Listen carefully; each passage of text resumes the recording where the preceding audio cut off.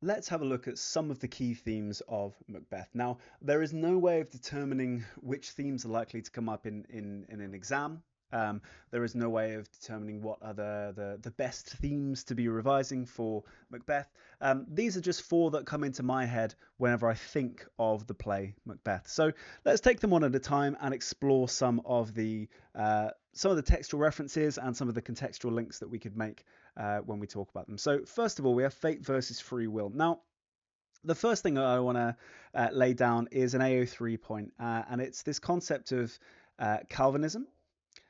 And Calvinism, among various other things, it was kind of a religious um, sect, I guess, a kind of subdivision of popular Christianity, that, among other things, essentially determined that there was no such a thing as free will, and everything was determined by God, and so your actions were not really your own; they had kind of been determined for you.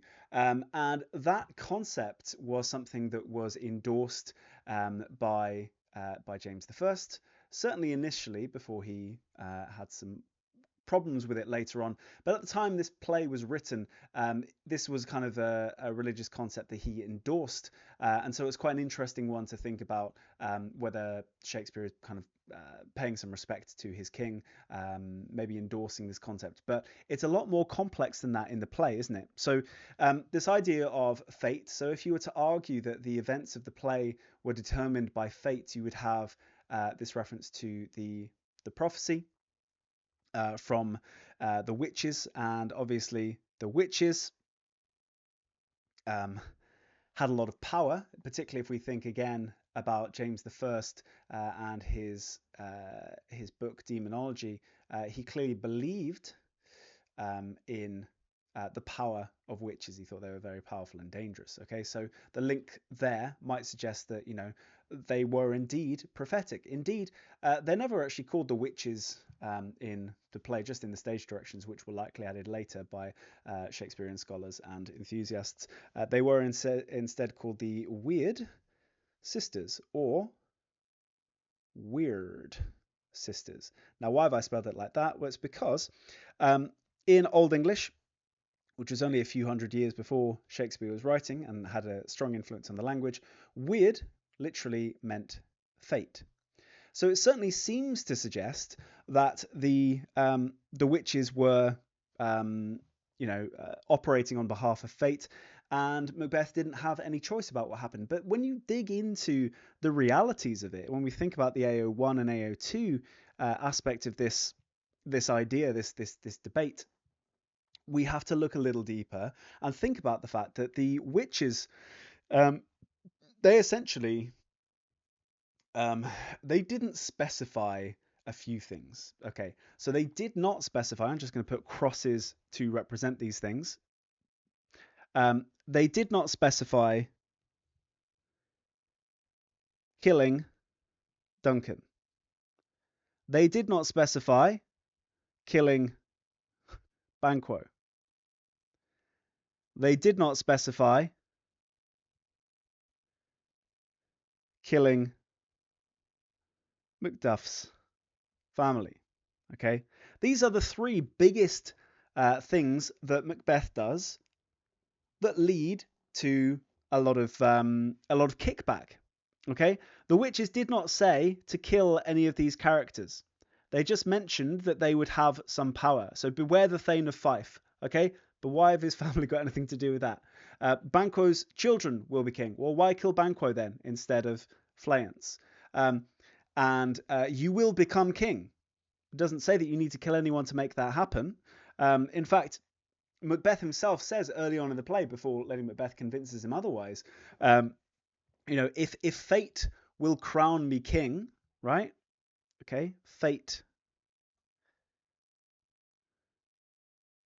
If fate will crown me king, then maybe it'll do it without my stir, so without my input. Maybe I don't have to do anything. Okay, but he does do these things. Crucially, he does do these things. Let's think about the impact of them. When he kills Duncan, okay, those who are loyal to Duncan start to go, so a lot of the nobles, So Angus, Lennox, McNeath, etc. These various other characters, they start going, I ain't so sure about this chap. So they might remain loyal to King Duncan, whereas that wouldn't have been such an issue had he died of natural causes or died by someone else's hand or died a little bit later on. Okay, the issue with Banquo is that it led to the haunting. I guess we can call it a haunting that causes other characters to suspect Macbeth and again become less firm in his leadership.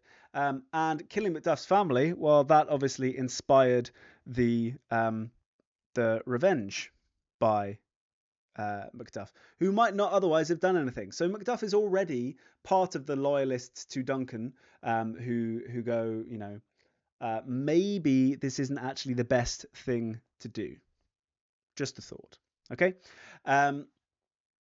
So obviously the loyalists also include Malcolm, who joins forces with Macduff and obviously bring the English over to kind of challenge Macbeth. So all of these things he chooses to do were not the witch's ideas. They are not direct.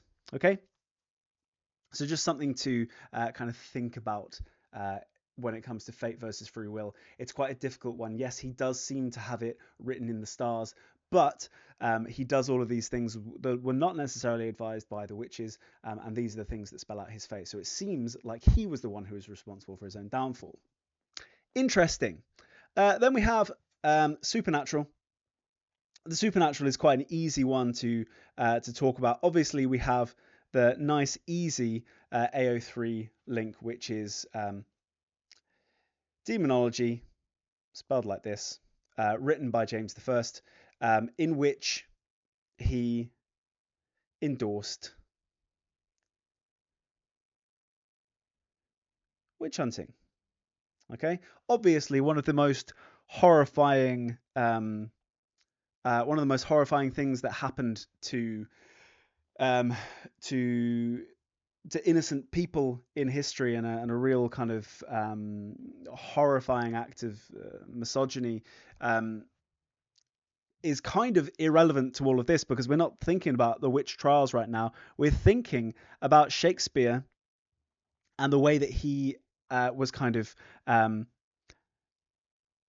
he had the king's patronage by this point. Okay, so they were formerly the chamberlain's men. Okay, so they had someone else's lower down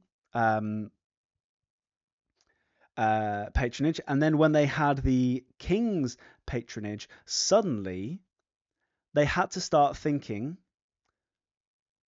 how are we going to flatter our king?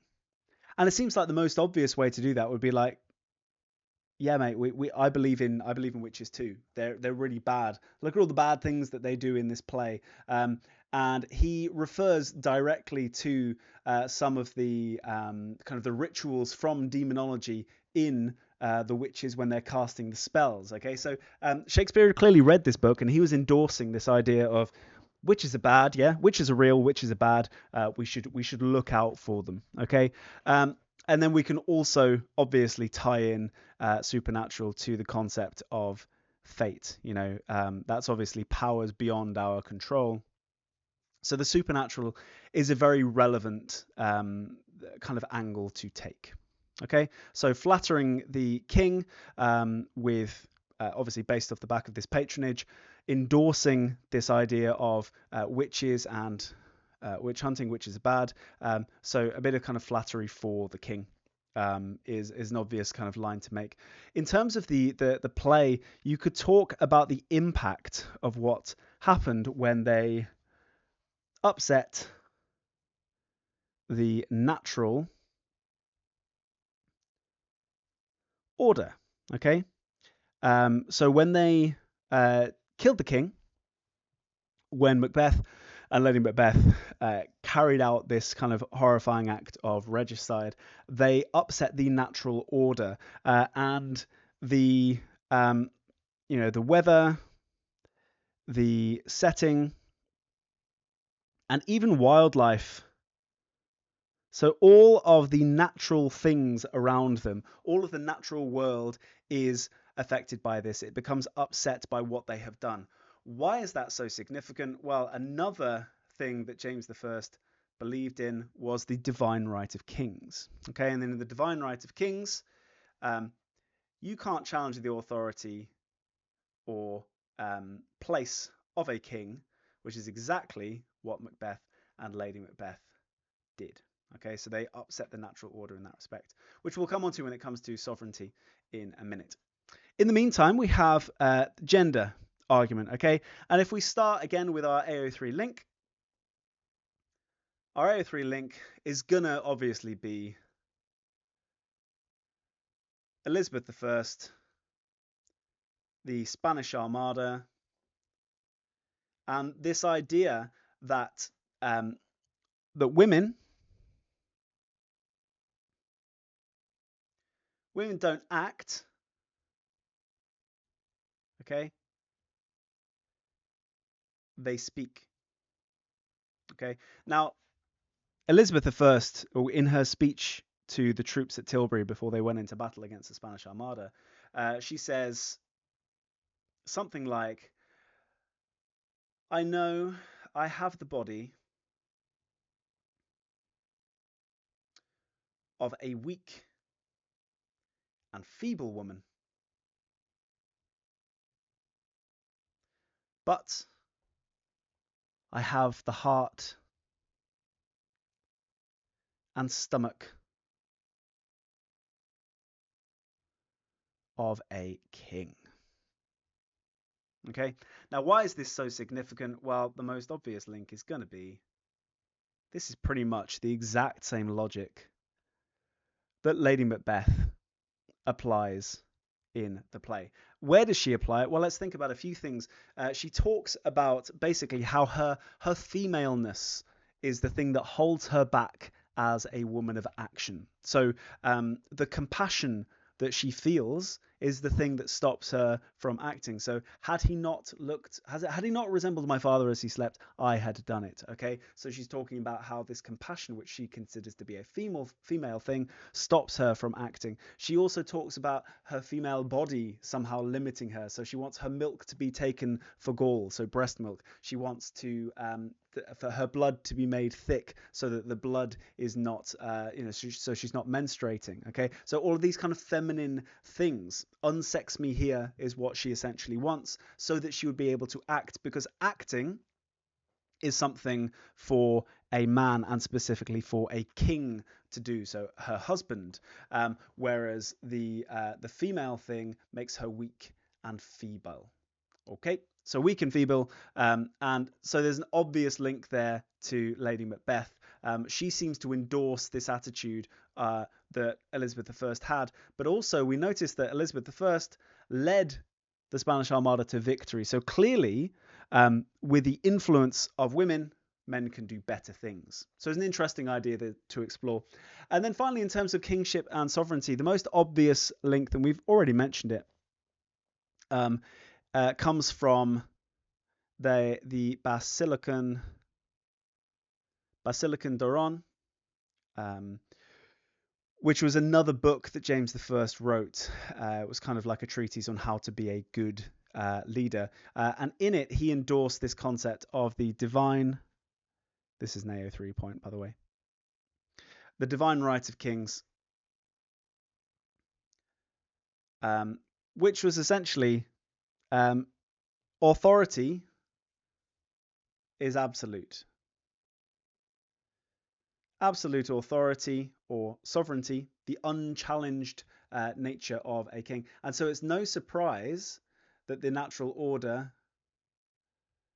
gets disrupted, and we talked about that when it comes to the supernatural.